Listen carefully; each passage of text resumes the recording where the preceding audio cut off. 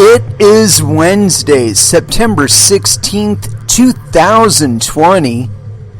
It is 8 p.m. Pacific Standard Time, and so you know what time it is. It's time for a little bit of coin metal. And it was yet another non-virtual get your ass kicked at Jiu-Jitsu Wednesday. We did a lot of interesting stuff. Actually, no, we didn't. We did one interesting thing, and we did it over and over and over again. And I still don't think I've got it 100%, but I think if I do that a few more times, I might actually get it.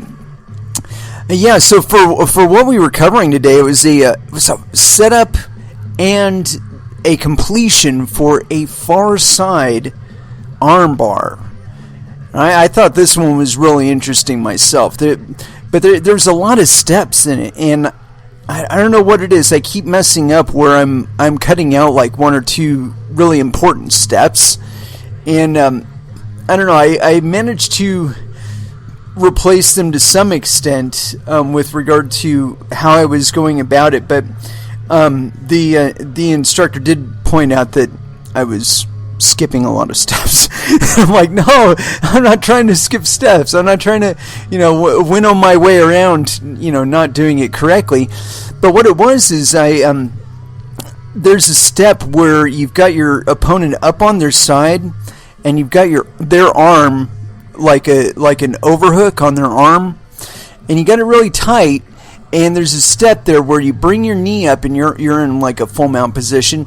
You bring your knee up behind their armpit on their one side, and I like to grab the head myself, where I'll reach around with my right hand and I'll capture their left arm, and then get my hand to the other side of their head and just grab a hold of their head and just pin that arm up. And I found that my opponent was very, very large, or my teammate rather, was quite large, and so it was a little more difficult for me to get everything on him, because his arms were big, his chest was big, and so it made things a little more difficult for me. Anyway, you trap that arm way up, and then you reinforce it by bringing that knee right up into that armpit. And actually, if you can get it like right up against the tricep, is even better. Just the beginning of the tricep there. Anyway, I like to capture the head at that point. And what I was doing on my opponent, which was different from what what the instructor was saying, is that I was leaning over to the point where that arm is trapped between me and my opponent. And then I would put my right hand up towards my shoulder, or my left shoulder, so that I've got their arm, I've got the arm that I want to take down, I've got it trapped already, and it's just a matter of getting my leg around their head to the point where I can lean back and put that into a full arm bar. But I found that I was able to get this one like really, really, really tight on him, and but I was doing it wrong in that there's a step after you get them up on their side where you post your arm on their head, and as soon as they go to try and brush that off, you capture their shoulder with your right hand, and then from there you want to hold on to that, and then run your arm under your leg, and then grab that same shoulder with the arm and post back out on their head to get them to bring up the other arm, grab it by the wrist, pull it across between the bodies, and then capture it, and then bring the leg up around the head and drop it back down into an arm bar. And I really liked it. I liked the setup for it. And I felt like I had it really tight a couple times where I just barely had to squeeze, just bringing my hips up just a little bit and tap, tap, tap, tap, and so it's like I said, I felt like I was able to get it really tight.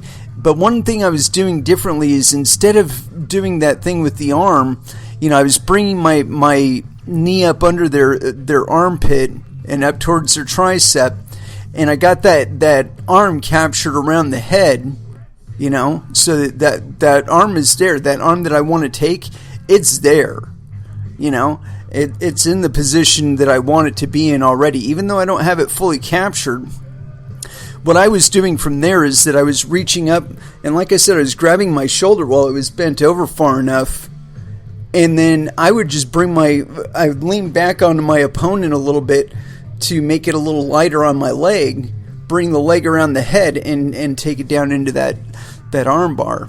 And I felt like it was pretty secure, although I'm sure there's a reason why they do the real securing on that left shoulder, or right shoulder rather, to trap your opponent in, and I won't know it until I actually try the thing.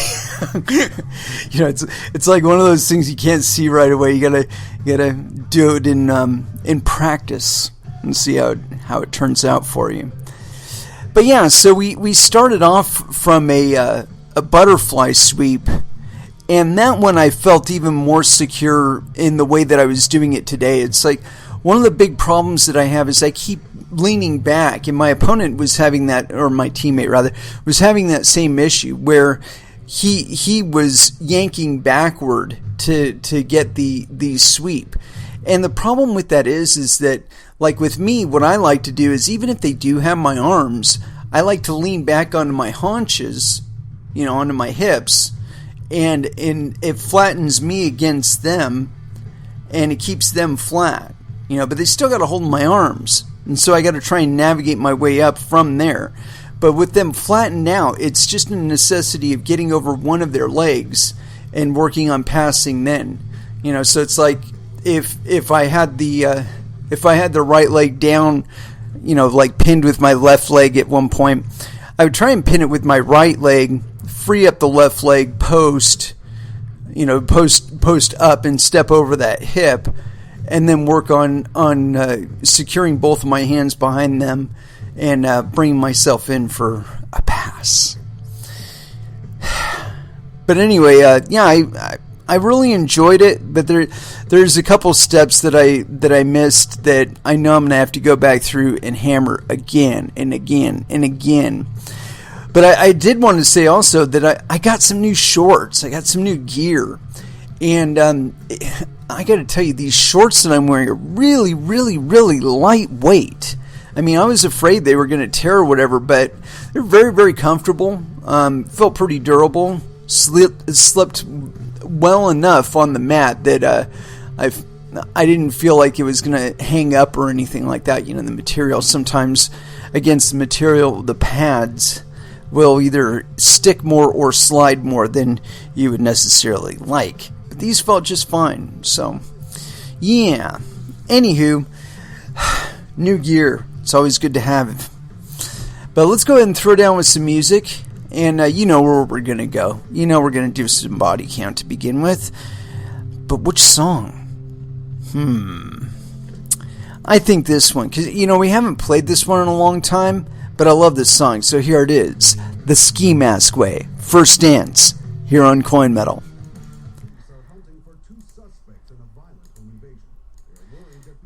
And that was Clutch with The Milk of Human Kindness. Yeah, I'm not going to put you guys through the Call of Cthulhu.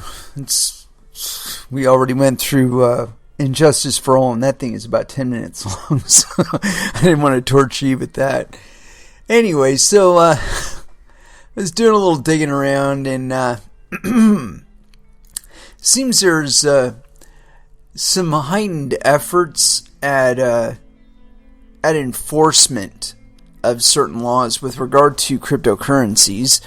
And I find it really interesting because the types of things they seem to go after, in many cases, are already criminal.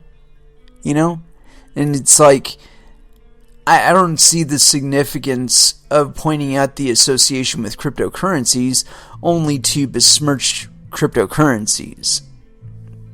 As far as I'm concerned, what the U.S. government and other governments consider to be illicit commerce, I believe it's normal commerce.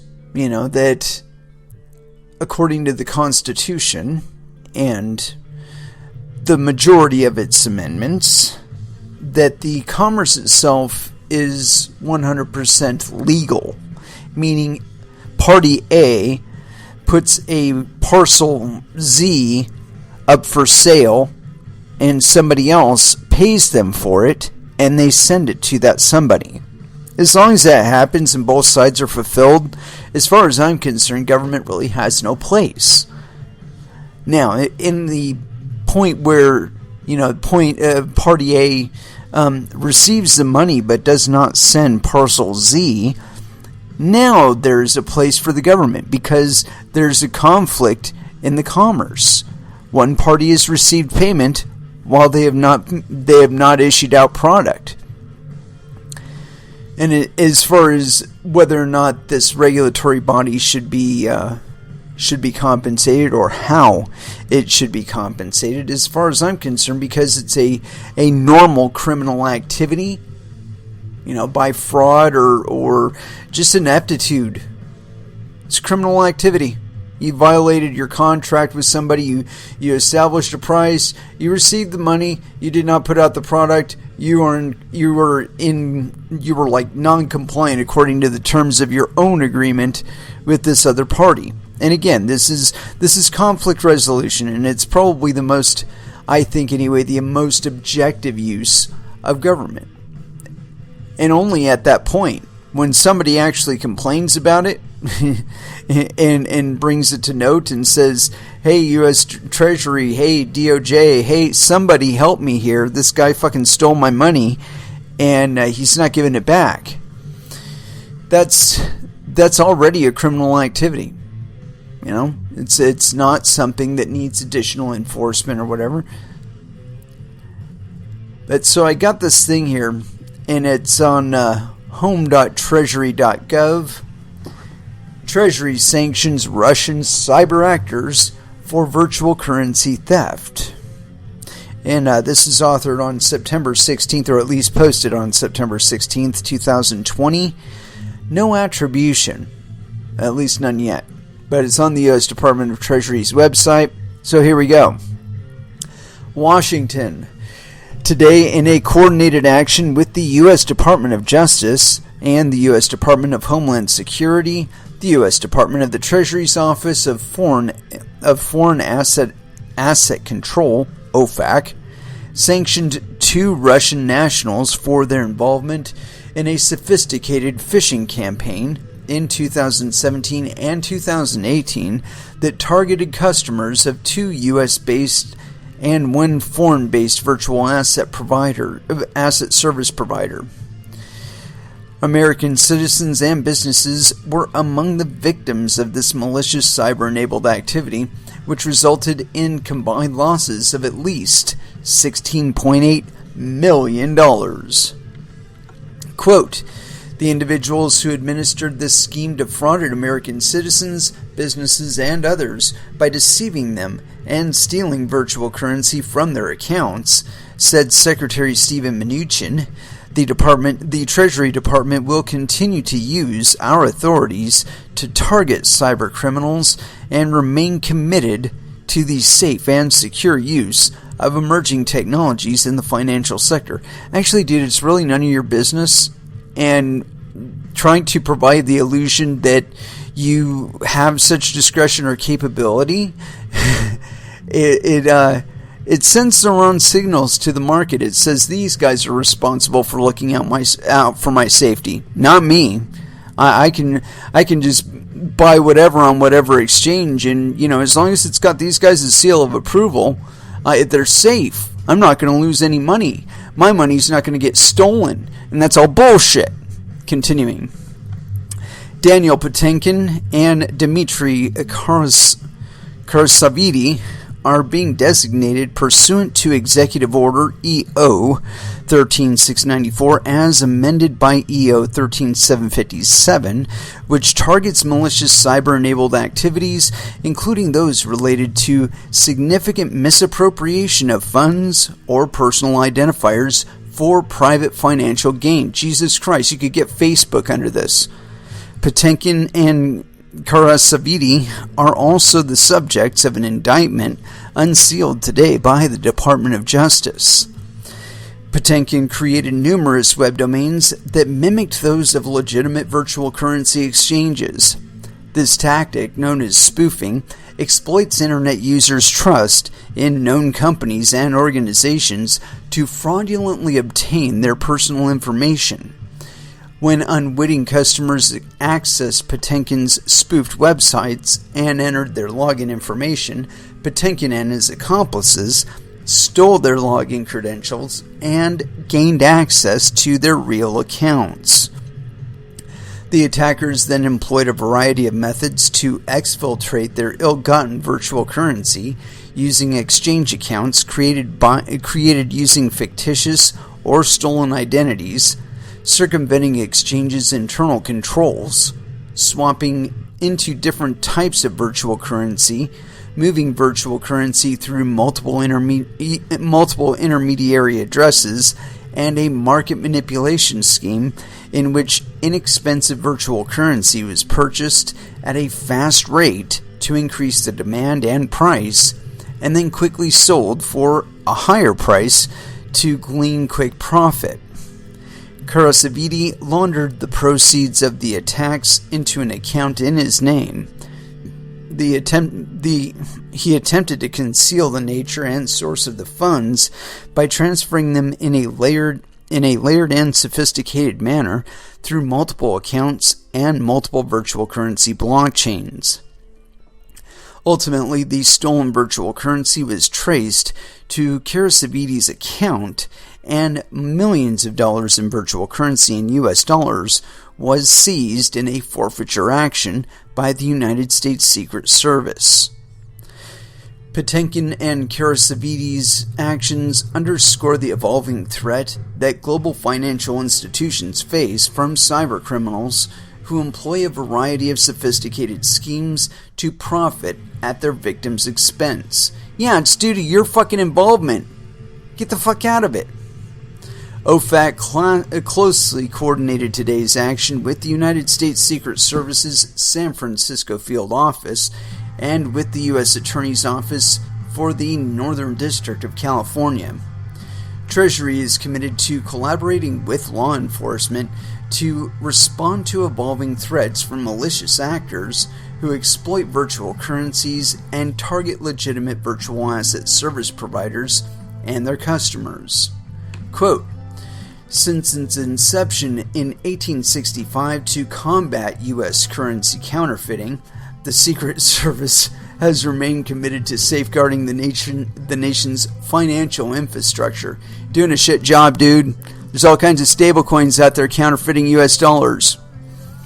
The Secret Service mission has evolved to combat cyber fraud by tracing and seizing fraudulently obtained virtual currencies. These recent actions highlight the efforts of law enforcement to provide attribution to cyber criminals wherever they may reside, said Special Agent in Charge David Smith, U.S. Secret Service Criminal Investigation Division. Yeah, I don't believe that's his name. Today's action demonstrates the important role that a robust anti-money laundering and countering the financing of terrorism, AML CFT regime, plays in deterring cybercriminals. As Potemkin and Karasavidi resorted to complex schemes to circumvent exchange compliance controls, they created a trail of evidence that helped investigators to identify them and to hold them accountable.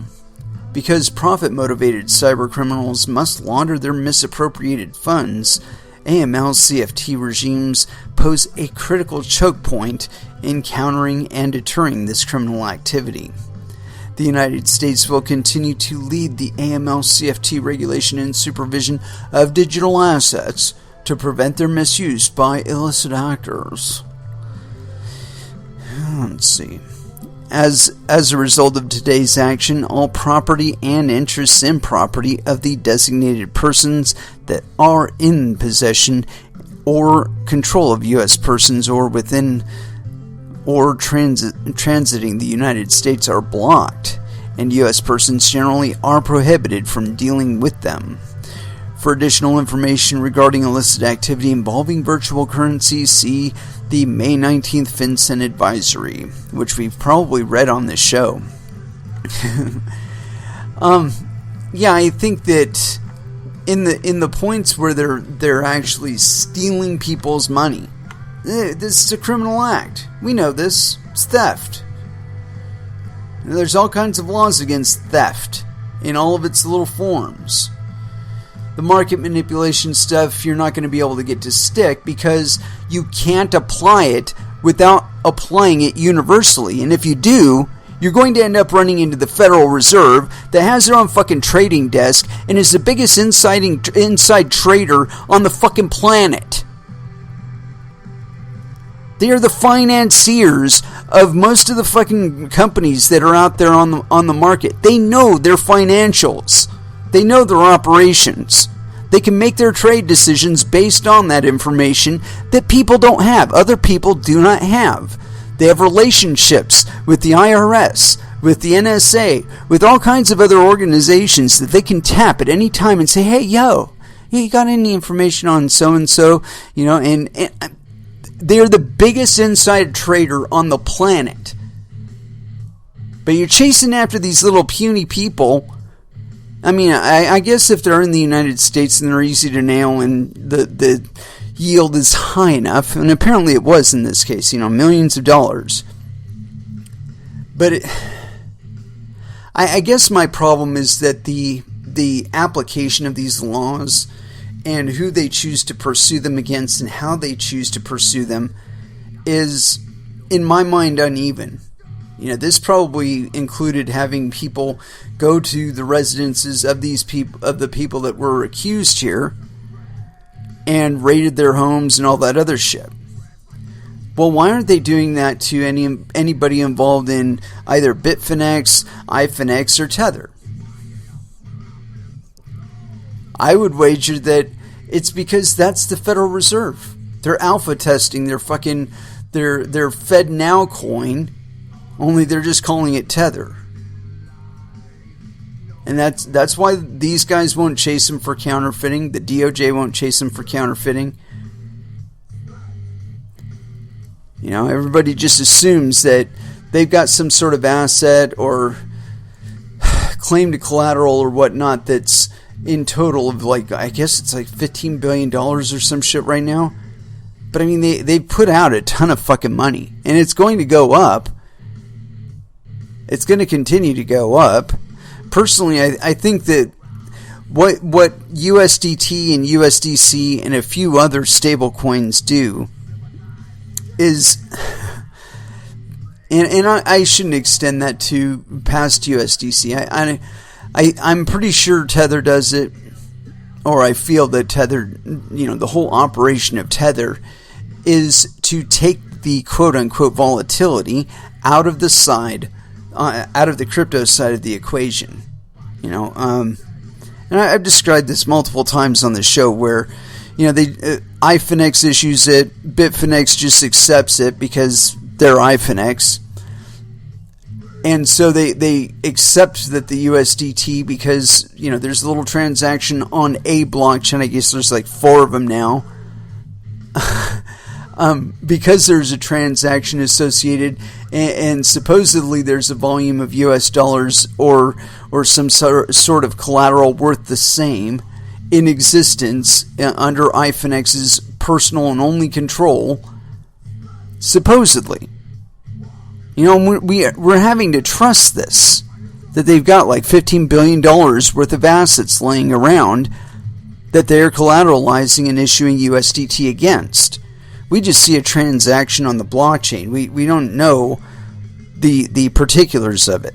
We don't know that the people who are saying that the US dollars exist, that just because they can mimic it in some sort of bank account software, that it in fact exists. I don't believe there is. And so they're issuing these USDT. Bitfinex takes them, allows them to trade those USDT against Bitcoin,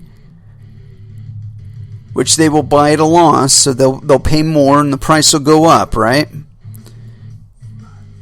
But then they'll turn around and they'll sell that Bitcoin, and they'll continue selling it even if they're taking a loss on it, because what they're really doing is, after they sell the Bitcoin, they don't sell it for USDT. They sell it for USDs. And then they withdraw those USDs, US dollars. And they put them into a bank account, not necessarily the bank account that they're collateralizing all the fucking USDT against. But I'm pretty sure if anybody did, like, you know, all the crypto analysis and shit of iFinex's banking, Bitfinex's banking, Tether's banking, they would find the trail of this. In fact, they don't have any US dollars, and they're basically stealing billions and billions of dollars out of the crypto sphere by issuing these fraudulent USDTs. And I mean, like, if I can surmise that, I mean, I might be kind of smart. I'm not an expert on this shit. I am not some major fucking genius. And if I came up with this idea back when I heard USDT was coming out. I'm like, oh fuck, they're gonna flatline all the volatility in the market. And exactly through this process that I'm talking about. Because you cannot associate a US dollar to a Bitcoin. You can't. There's no way to do it. You can have people say that they have the collateral and whatnot, but we already know that banks just make money up out as they go by allowing people to borrow it. You know, it's on their books, so it's real, right? Anyway, I want to go a little bit further with this, or in a different direction, but kind of in the same way. And I found this by looking at another article, and this one's on Cointelegraph. It's by Samuel Hague. And let me refresh this so we know exactly when this thing was authored. Approximately 47 minutes ago. U.S. ramps up enforcement actions against global crypto scams. The United States has taken actions against international hackers responsible for the theft of millions of dollars in cryptocurrency. On September 16th, the U.S. Department of Justice, U.S. Department of Homeland Security, and the U.S. Department of the Treasury's Office of Foreign Assets Control announced it has imposed sanctions on 2 Russian nationals who used a sophisticated phishing campaign to steal at least $16.8 million from the customers of 3 virtual currency exchanges in 2017 and 2018, including 2 based in the U.S. The pair, Daniil Potenkin and Dmitry Karasavidi, created multiple websites impersonating legitimate crypto exchanges to steal the login information from unsuspecting victims, before using accounts verified with stolen identities to move the crypto assets through various intermediaries and execute pump-and-dump schemes targeting altcoins with low market capitalization. Quote, the individuals who administered this scheme defrauded American citizens, businesses, and others by deceiving them and stealing virtual currency from their accounts, said Secretary of Treasury Steven Mnuchin. The Treasury Department will continue to use our authorities to target cyber criminals and remains committed to the safe and secure use of emerging technologies in the financial sector. On the same day, the U.S. Department of Justice announced that 2 hackers had been arrested in Malaysia in connection with computer hacking campaigns that targeted more than 100 companies, universities, governments, and non-profit organizations internationally. Why do they target those? Because of trust. Continuing. The pair are each facing charges carrying up to 77 years in prison. 5 Chinese nationals are still at large, including one individual who has claimed ties to China's Ministry of State Security. The group penetrated computing infrastructure to steal source code and other proprietary business information, customer account data, and to launch ransomware and cryptojacking schemes, David Bowditch, deputy director of the FBI, stated, quote, "Today's announcement demonstrates the ramifications faced by the hackers in China, but it is also a reminder to those who continue to deploy malicious cyber tactics that we will utilize every tool we have to administer justice." The indictment targeting the Malaysians was unsealed last month, while indictments for the Chinese hackers were unsealed in August 2019 and August 2020. Interesting. So yeah, again, these are efforts that are targeting quote-unquote bad guys. And again, I'm not in opposition to that. Because again, this is after the fact, after they have committed a fraudulent act, after they have committed a malicious act. There's only their ability to hire a half-decent lawyer to establish whether or not they were actually guilty. For all we know, they were themselves hacked and their identities were used by others. It happens. But the claim of one entity involved in this to be in the Chinese state security department, that's not surprising either. We've been playing these stupid games with the U.S. State Department, the Pentagon, and other organizations within the United States government, and the assumption, I think, is that other governments won't do the same. And so it's one of the reasons why I hate the use of drones. Because again, it assumes that the United States will always be in a position to be the ones directing the drones. And that there's not ever going to be any drones over the United States. Until there is. And then you got to wonder. It's like, well, was it really such a good idea to use drones elsewhere? Probably not. But yeah, I think again, using the law and laws where there's actually victims involved. We're talking about hundreds, maybe even thousands of stupid people or just not as cautious people, people less risk averse than myself or others, that they're willing to take a risk and they get burned. I don't like that they get burned, but it teaches you lessons, and it's not always going to be good lessons. I mean, that you're not always going to enjoy the presentation or the learning of that lesson. A lot of people get onto cryptocurrencies and they think they can just trade anything on any exchange, legitimate or not, and not have any real concern about their money being stolen.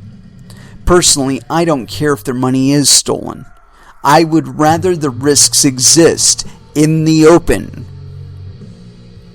Because, you end up with shit like this, where they're spoofing websites and doing phishing campaigns and all that other shit, trying to get people's data. Why? Because you placed a premium on that data. You said, we're willing to dedicate buildings and people and resources to defending this shit. And so now when people acquire it, there's a market for it. Very, very sad. Anyway, let's go ahead and throw back down with some music.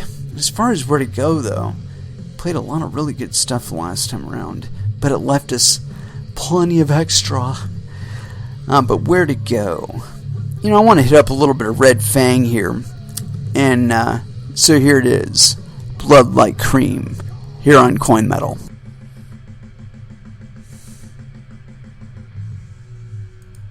And that was Venom with Valley of the Kings. And so, continuing on, got a few things on here that I really wanted to cover. And it's kind of interesting considering what we just were covering with the U.S. Treasury and all that business.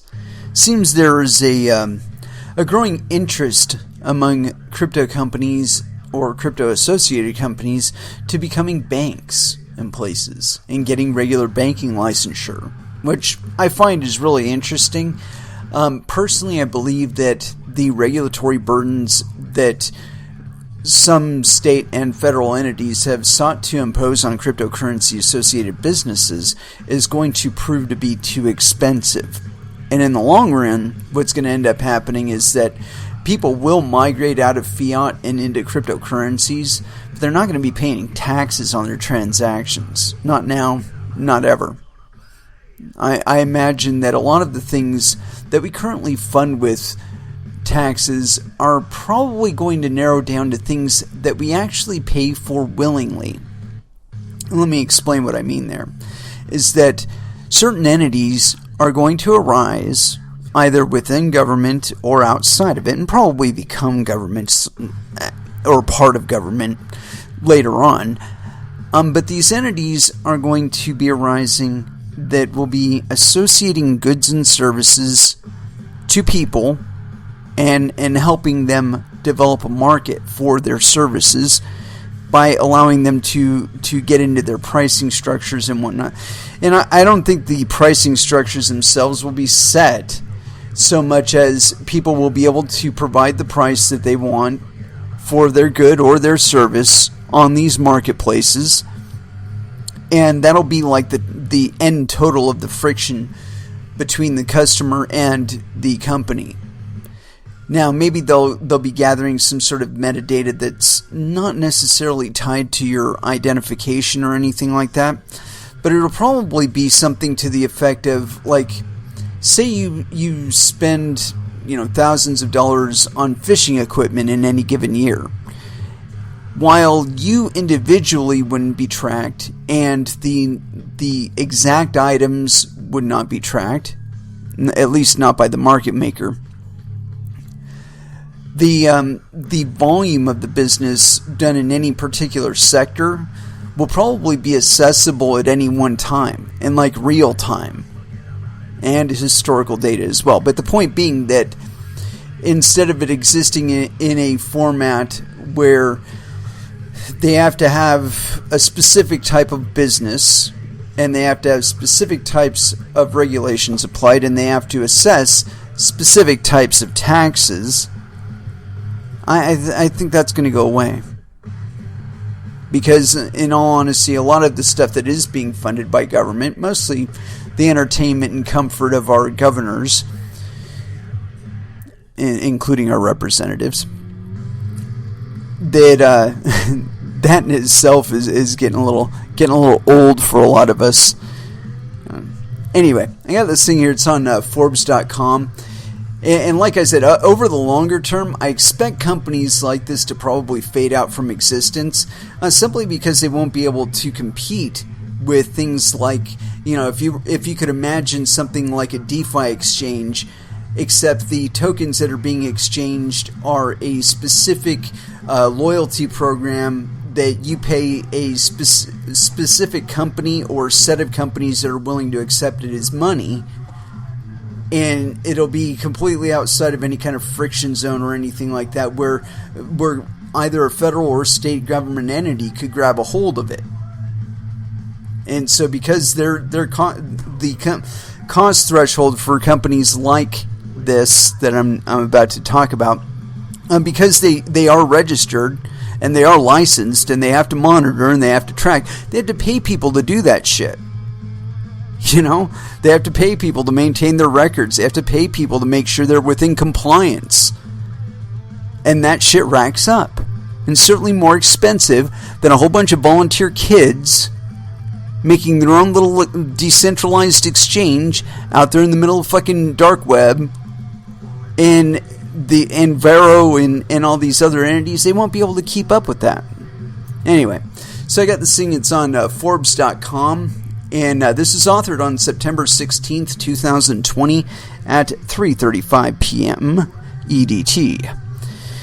Vero gets a banking license and moves operations to Temenos Transact platform. And this is by Tom Groenfeld, and he's a contributor, Enterprise Tech, so yes, penis.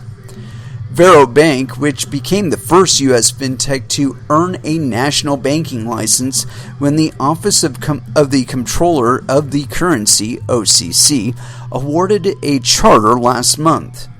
Well, oh shit, they must have won their case against the NYDFS, or the NYDFS dropped their case or whatever, but that's pretty important, because they'd been in shit, I can't remember exactly which Office of the Treasury or whatnot, and I'm pretty sure Office of the Comptroller of the Currency is part of the Treasury Department. I'm not 100% sure on that, but I think it is, like OFAC is. But yeah, the U.S. Treasury was in court with the NYDFS over their ability to award exactly this type of licensure. So there's, I guess they probably won that. Anyway, continuing on. Awarded a charter last month, will soon move operations to the Temenos cloud banking platform. It received its FDIC approval for deposit insurance in February. Oh my god, how is the fucking FDIC going to back your fucking cryptocurrency? Continuing. Based in San Francisco, the all-mobile bank will operate its innovative no-fee banking nationally. That's interesting.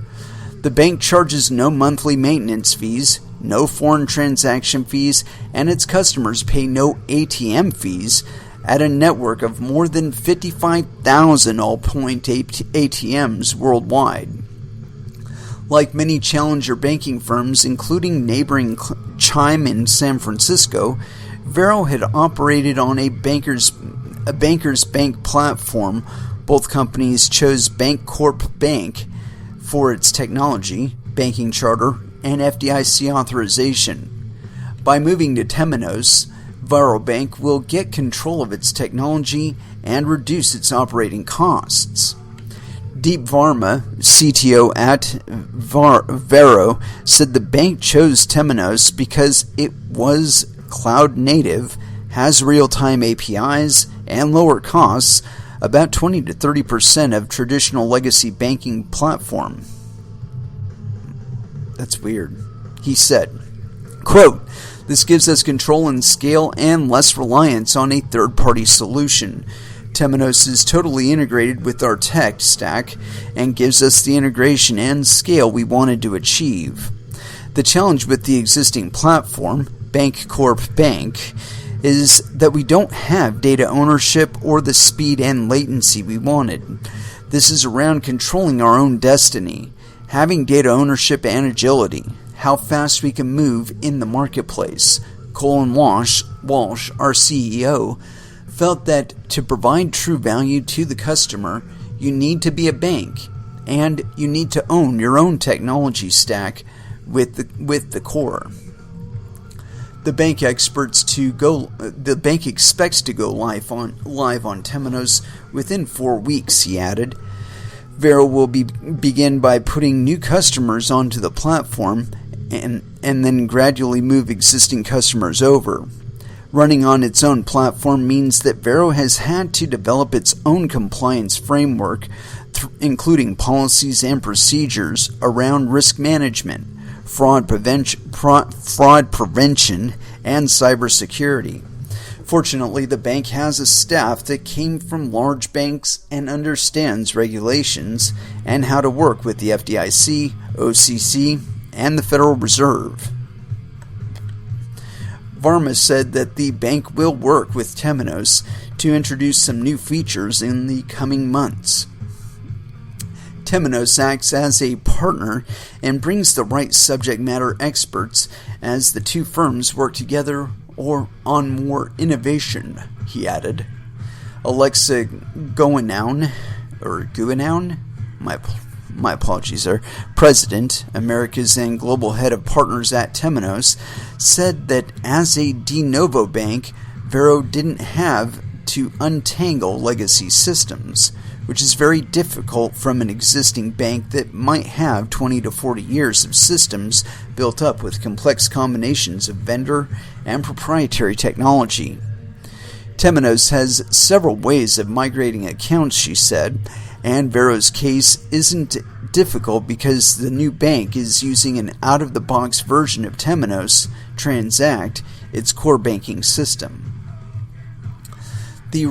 A recent Forrester Wave report named Temenos, along with Finastra and EdgeVerve Finacle, as leaders in digital banking processing platforms. The Temenos functionality covers retail, business, and corporate banking, Forrester said. Quote, "We are very pleased to be leaders in both retail and corporate," Guinan said. Oh, dude, they fucking spelled it two different ways. Guinan said. Vero marks a turning point for Temenos in the U.S. and for American challenger banks, she added. Quote, "I believe that it will pave the way and prove to be a turning point for the market. When you look at innovation and cloud, you want a partner who is in that space. You aren't going to look at legacy systems." Yeah, that's kind of interesting. Let me see if there's any comments on this. Let's see here. No, I guess not. No comments. Interesting. But yeah, so they are essentially relying on a third party.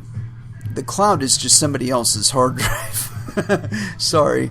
It's one of those illusions I like to break. But yeah, the cloud is somebody else's hard drive, so they're probably existing as a series of instances on AWS.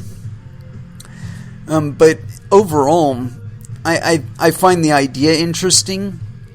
It will really depend on how they go about it. The idea of the FDIC insuring your cryptocurrencies, though, and I got to wonder if they're even going to be associated with cryptocurrencies. Even though I like these features here. All mobile bank will operate its innovative no-fee bank nationally. The bank charges no monthly maintenance fees, no foreign transaction fees, and its customers pay no ATM fees.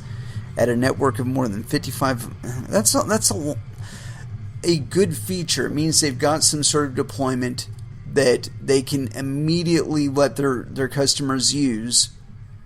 And yeah, I think that's good. And one of the problems with going out on your own like they are doing, though, is that they're getting out from under the cover of their previous host. And that's protected them in certain ways that I think they're going to find that it might have been better to just stay where they were for another year or two. I mean, because the responsibility doesn't go away, and becoming a smaller, more nimble company, while it gives you the ability to adapt to the market a lot better, it also makes you subject to a lot of the threats that the market is producing that you wouldn't have been experiencing under the cloak of a bigger entity. Anyway, continuing on, I got this other one here, and it's I think this is going to be a trend where we are going to see certain entities assume a more legitimate face.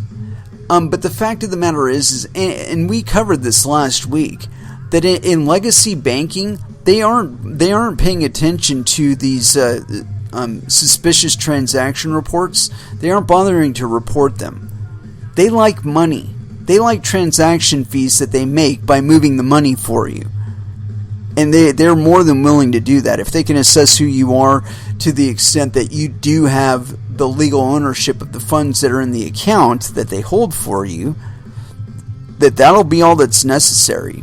And I've been talking about this also, and I think this article that we covered on Vero, and also this one we're about to cover, that the eventual migration, I think, is, at least for crypto, probably a migration away from the traditional frameworks that they've had with regard to fiat currencies. Now, what that will mean with regard to taxation and whatnot, I believe that there is not an amount of money that can be dedicated to monitoring crypto and trying to stop people from doing transactions that you don't necessarily want them to do with crypto.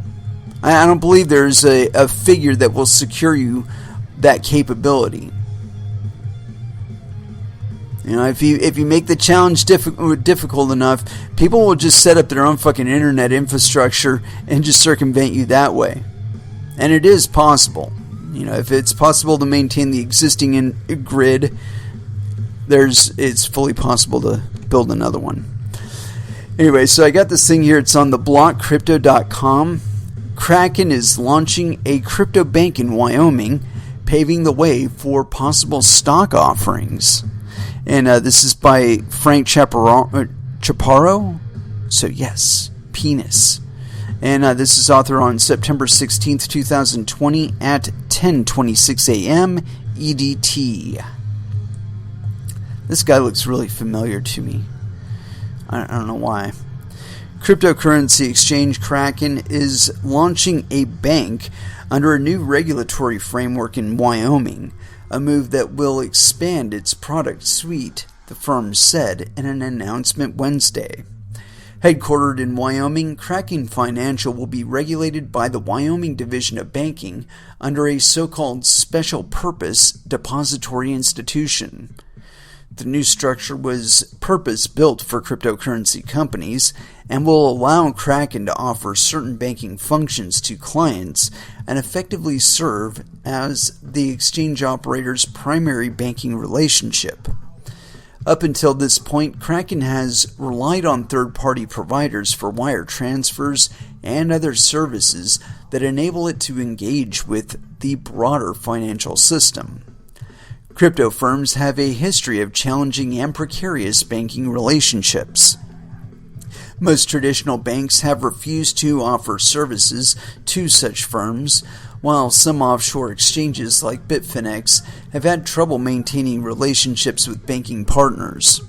To be sure, there are some small community banks aimed at the crypto market, such as Signature and Silvergate, but they have had issues with outbound wire transfers in the past. Still, big banks are moving into the market, with JP Morgan recently taking on exchanges Coinbase and Gemini as banking clients. We're going to click on that one. Quote, for Kraken, this represents a better banking infrastructure, David Knitsky, CEO of Kraken Financial, said in a phone interview with The Block. Quote, this will require less reliance on third-party providers and offers more certainty from a regulatory perspective, and will allow us to launch new products for new customer segments. Having an affiliate company allows us to more closely integrate this into our product experience, he said. For end clients, that could result in quicker transfers between their external accounts and their Kraken account, according to Knitsky. Clients will also be able to bank directly with Kraken Financial as they would with their existing bank. To start, the firm will offer clients the ability to deposit US dollars and digital assets, which, quote, will be seamlessly integrated into the existing exchange services, providing clients with better funding infrastructure, a better experience, and enhanced regulatory clarity, as per a press release. Quote, there's going to be a phased approach to this, said Knitsky. In the first phase, we expect to be the bank of choice for our clients, and in phase 2 or 3, we begin offering new services and products. For instance, Knitsky said the firm could launch a crypto debit card, a yield account product, or an IRA product in its banking status, could also allow it to offer services in stock, derivatives, or commodities trading, he said. Quote, finally, we expect to be able to offer additional retail, wealth management, and treasury services, and potentially other asset classes such as securities, so stay tuned, the press release said. To be sure, Kraken isn't alone in its aspiration to be a crypto bank. Elsewhere, BlockFi is working on building out a suite of wealth management products for crypto, including an upcoming credit card. Meanwhile, Abra, which offers an interest-bearing account for crypto, also has its own ambitions to, quote, redefine the traditional banking stack, as noted by CEO Bill Barhide in a recent phone conversation. As for Kraken, it has to dot a few of the I's before it can officially launch its new bank. The firm is in the process of lining correspondent banking partners and opening an account with the Federal Reserve. It's also not clear if every state will respect the status of Kraken's new bank charter. Quote, "We are en route and expect to get the charter approval on Wednesday, and then we lock up those relationships and move to launch," said Knitsky. Quote, "We expect reciprocity from other states and have talked with a number of them and expect the lion's share to have reciprocity as they do for other out-of-state chartered banking institutions."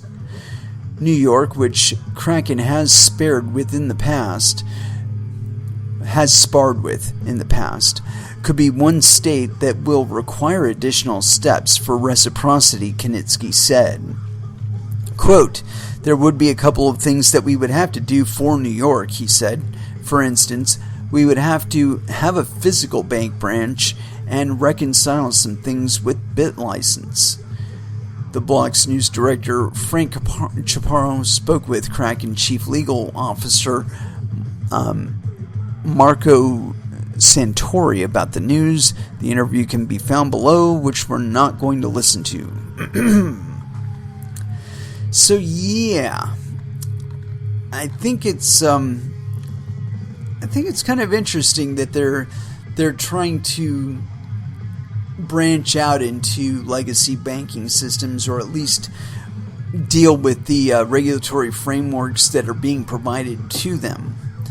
Now, how that will play out over the longer term, I've already made several predictions with regard to that, but I'll just state that I think over the longer term what will happen is that these entities will experience so much friction and their tax burden will be so high that they will either drop cryptocurrency or they will drop the physical presence and the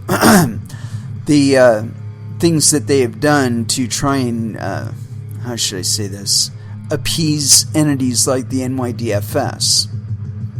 I think the cost that they experience of that alone will just be too expensive.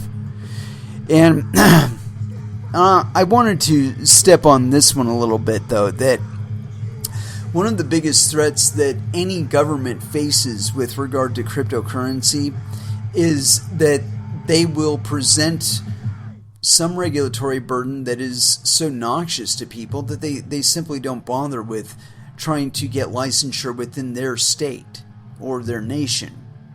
But that doesn't stop these entities from trying to operate. And so they do things like they develop applications that allow their customers or potential customers to stay entirely within crypto and not even interface at all with any kind of fiat.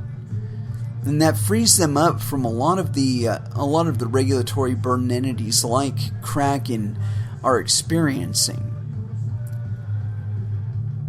And I believe this because I kind of seen how it plays out in a number of countries already, where we've seen like China, where they start piping up about how they want to regulate shit, and they'll do that, and there'll be a dip in the price of Bitcoin because everybody freaks out, and then slowly over time it'll go back up again, and the Chinese government will just shut up about it. I mean, they might have made some little tweak in the background that affects maybe like 10% of the entities that were involved previously. But then those entities spend their time trying to get out from under the thumb of China. They go set up shop in Malta or some other place that doesn't have the same regulatory burden as the CBOE. Or CBOE, or Chinese, the People's Bank of China, PBOC, that's what it is. Yeah, so I think, again, that we're going to see regulatory arbitrage dictate the rules of the game. It's not going to be about compliance anymore because compliance is more costly. And it's not even necessary. Especially not to be safe with people's funds. Anyway, let's go ahead and throw back down with some music. Where we're going to go, though. I haven't played any 6th. And so here we go. Bland Street Bloom. Here on Coin Metal.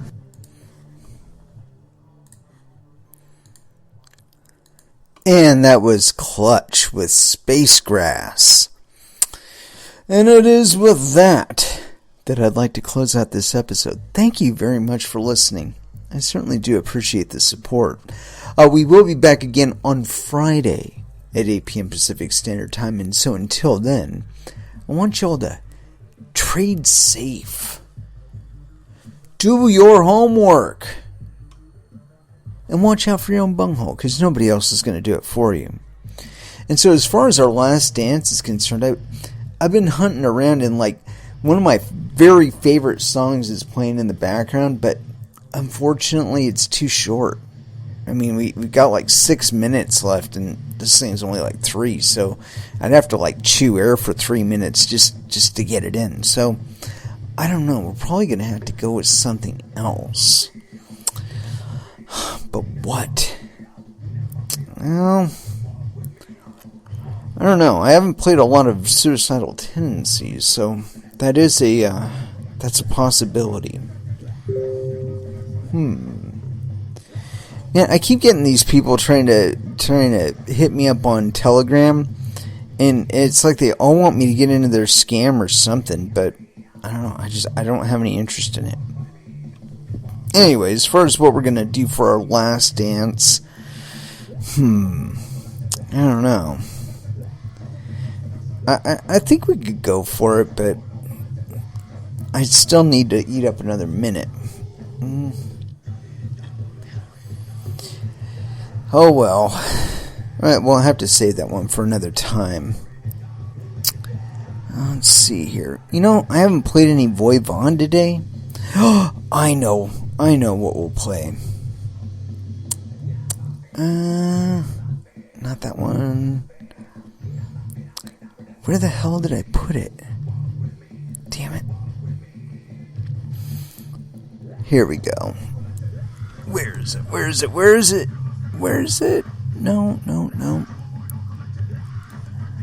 Here we go. Vola, The Same War. Last Dance here on Coin Metal. Thank you again for listening, and y'all have an excellent evening. Good night.